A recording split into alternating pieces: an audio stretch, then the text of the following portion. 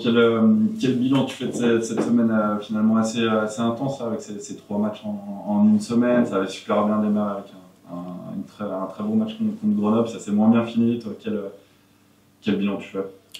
C'est sûr que niveau comptable, on aurait pu espérer mieux.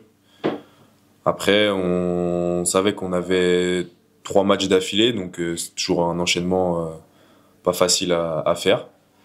On prend que 3 points sur 9, donc maintenant voilà, faut vite passer à autre chose et se concentrer pour le match de Laval. Tu peux expliquer la difficulté que c'est justement quand on est sur le terrain d'enchaîner comme ça tous les 3 jours? Ouais, c'est vrai que franchement le plus dur, je pense que c'est après Grenoble parce que on gagne un match où je pense qu'on a maîtrisé le match de bout en bout, donc c'était bien. Et après vite switcher sur le match face à Nancy, c'est aussi mentalement ce qui est compliqué à effectuer. Après, il y a aussi physiquement où on doit savoir enchaîner et surtout bien récupérer, parce que c'est, je pense, la clé pour pouvoir enchaîner. Mais voilà, c'est vraiment essayer de switcher le plus rapidement possible pour mentalement être prêt pour le prochain match, quoi. Alors, ce dernier match contre Laval, qu'est-ce que tu gardes toi, de cette période de délocalisation à Dijon pour ce match à domicile? Pour l'instant, ça nous sourit pas trop, hein, on va pas se mentir. C'est pas facile, on fait plutôt des bonnes prestations, mais c'est vrai qu'il manque c'est cette réussite, je pense. On n'est pas chez nous, on connaît pas forcément ce stade avec peu de supporters, donc c'est vrai que ça aide pas et on a hâte quand même de revenir à Annecy. Sur la période là, peut-être un paradoxe, peut-être que dans le jeu, c'est peut-être se fait de mieux depuis la remontée en Ligue 2. C'est le début de saison où vous avez le moins de points après 8 journées, parce que même la première année, vous étiez à 9, je crois. Okay. Ça vient du fait aussi de la délocalisation à Dijon, ou parce que comment t'expliques ça un petit peu? Non, bien sûr que de toute façon, dans tous les cas, ça joue. Ça joue parce que on n'est pas chez nous et moi, honnêtement, je pensais pas que ça allait autant impacter sur nos performances parce que il manque ce petit grain de réussite. C'est sûr que c'est compliqué, mais voilà, comme j'ai dit, il faut s'adapter. C'est aussi pour des bonnes raisons, hein, parce qu'on va récupérer un stade quasiment tout neuf, donc c'est aussi pour des bonnes raisons. Donc on se met ça dans la tête et on essaie en tout cas de livrer les meilleures performances possibles. Je pense qu'on fait pas des mauvais matchs, mais on n'est pas récompensé avec le nombre de points en tout cas espéré. Qu'est-ce qui est réellement difficile? C'est quoi? C'est aussi de jouer dans un stade vide, les repères évidemment. Ouais, bien sûr, les repères, le stade qui est vide, il y a pas beaucoup de monde, il y a pas de bruit, ça résonne. Donc c'est vrai que c'est très particulier. Et surtout que quand on est à domicile, on a le public qui peut nous pousser, qui peut nous aider. Donc c'est vrai que c'est pas évident. Le retour par le sport, il devrait être plein. On espère, hein, on espère. Donc c'est sûr que c'est une belle affiche, mais ouais, on espère qu'il soit bien rempli, quoi. Bon, pour cette dernière à Dijon, c'est Laval, qui à touche-touche, hein, les deux clubs. Il y a quand même l'envie de au moins de ramener une fois 3 points de Dijon, quoi. C'est la bonne occasion, la dernière. Ouais, de toute façon, on n'a pas le choix, c'est la dernière occasion, donc on a envie de prendre les 3 points vendredi. C'est un match important, comme chaque match, j'ai envie de dire. Donc, comme j'ai dit, on a préparé la semaine correctement, on continue de la préparer correctement et on va y aller à fond, quoi. T'en penses quoi, toi, de cette équipe? Je sais pas si tu les as vus un peu jouer cette année, si vous avez commencé à préparer un peu la rencontre. Ouais, bien sûr, on a déjà travaillé sur ce qu'ils font bien. Après, voilà, ça reste une bonne équipe de Ligue 2, donc ça va être un match engagé, on le sait. Mais voilà, comme j'ai dit, on se prépare bien et on se concentre surtout sur nous-mêmes. Je parlais sur le jeu entre le FC Annecy de cette année et les inconnus des années précédentes. Je trouve qu'il y a une différence quand même. Alors, toujours la base de pressing, sur la relance derrière, sur la capacité à garder un peu plus ce ballon. Ouais, non, c'est sûr qu'on essaye d'améliorer d'améliorer cet aspect-là. C'est c'est important aussi de pouvoir garder le ballon, surtout qu'on a un jeu où on se dépense beaucoup. Donc c'est vrai que quand on le garde, ça nous fait toujours du bien. Et ça nous fait aussi souffler. Donc on essaye d'améliorer cet aspect et je pense qu'on progresse plutôt bien là-dessus. À 3, vous avez aussi testé un nouveau système, un peu des nouvelles associations. Ouais. Toi, tu as redécouvert un poste à gauche, ouais. De latéral gauche. Ouais. Tu te vois un avenir à ce poste-là Un avenir, je pense, c'est pour un droitier de jouer défenseur gauche, c'est toujours compliqué, mais après, moi, il n'y a aucun souci avec ça. Moi, je m'adapte de jouer à gauche, à droite, que ça soit dans l'axe. Moi, j'ai aucun souci avec ça. Je m'adapte, donc voilà. T'as pas de poste préférentiel sûr que je suis plus à l'aise côté droit, donc ce qui est, je pense, normal, mais après, voilà, que je joue à gauche ou pas, ça me dérange vraiment pas. Et plus globalement, sur le système de l'équipe, dans quel système tu vous trouves plus à l'aise je pense qu'on est plutôt à l'aise dans chaque système. Après, c'est surtout une question d'adaptation, de travail aussi à l'entraînement, parce que tactiquement, il faut être au point. On a un jeu qui demande vraiment un pressing haut, donc faut le travailler. C'est juste du travail et un temps d'adaptation, c'est juste ça. Mais je pense qu'on est à l'aise dans peu importe le système, on sera à l'aise. Le but recherché, c'est d'être aussi un peu moins prévisible des fois, parce que c'est vrai que souvent quand on interroge l'équipe adverse, tout le monde dit on n'est pas surpris, c'est Annecy, on les connaît maintenant.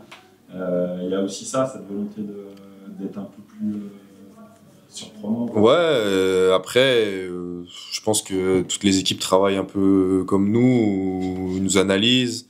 Maintenant, avec la vidéo, on voit quasiment tout, donc voilà, c'est sûr qu'il faut essayer de surprendre l'adversaire, que ce soit collectivement ou même de manière individuelle de temps en temps.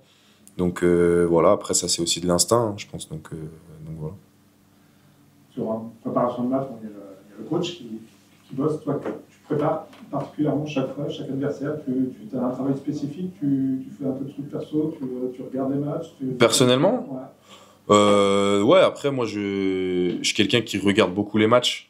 Je pense que c'est important d'analyser aussi la performance de l'équipe et même sa performance individuelle.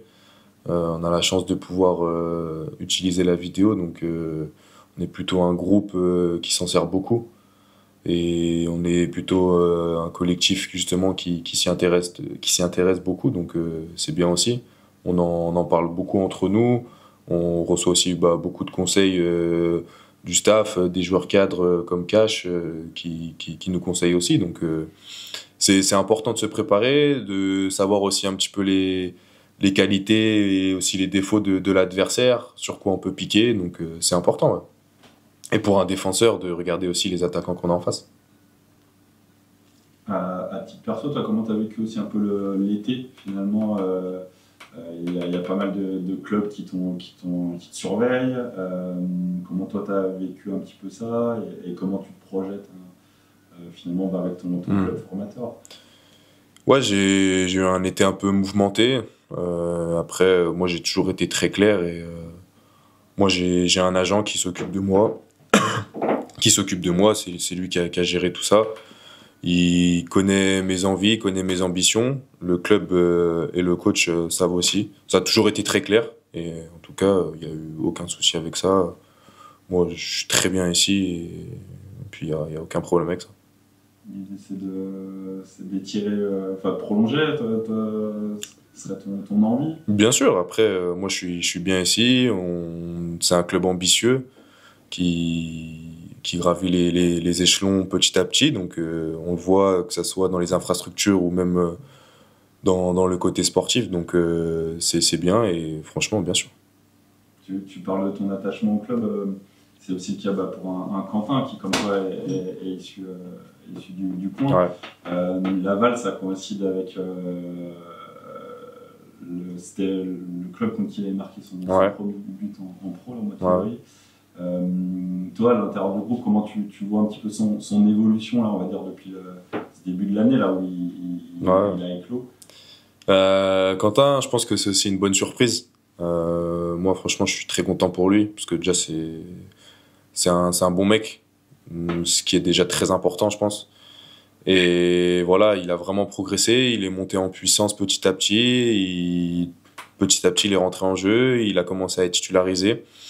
Et puis après, il a répondu présent sur le terrain, il marquait, donc c'est, je pense, que ce que le coach lui demande. Et aujourd'hui, on voit qu'il progresse, il continue de progresser, il est à l'écoute. Et non, franchement, c'est bien parce qu'il est sur le bon chemin en tout cas.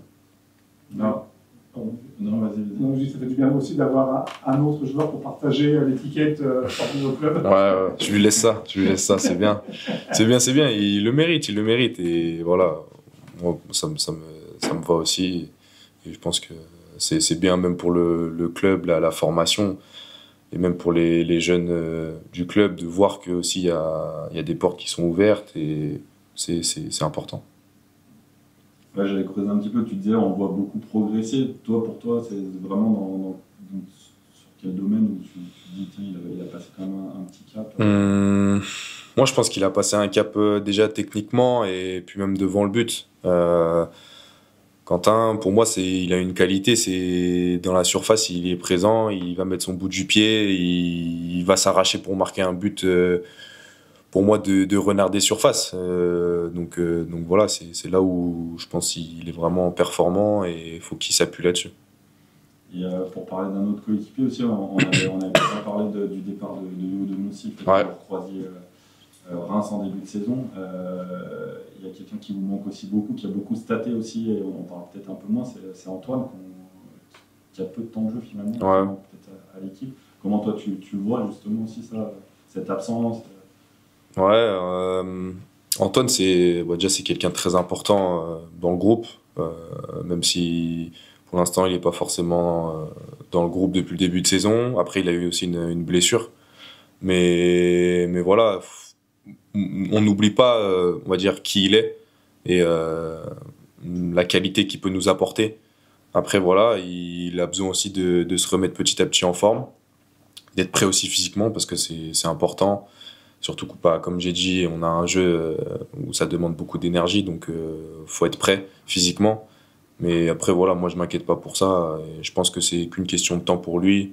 Je sais que il fait le job tous les jours, et quand il reviendra, il sera là.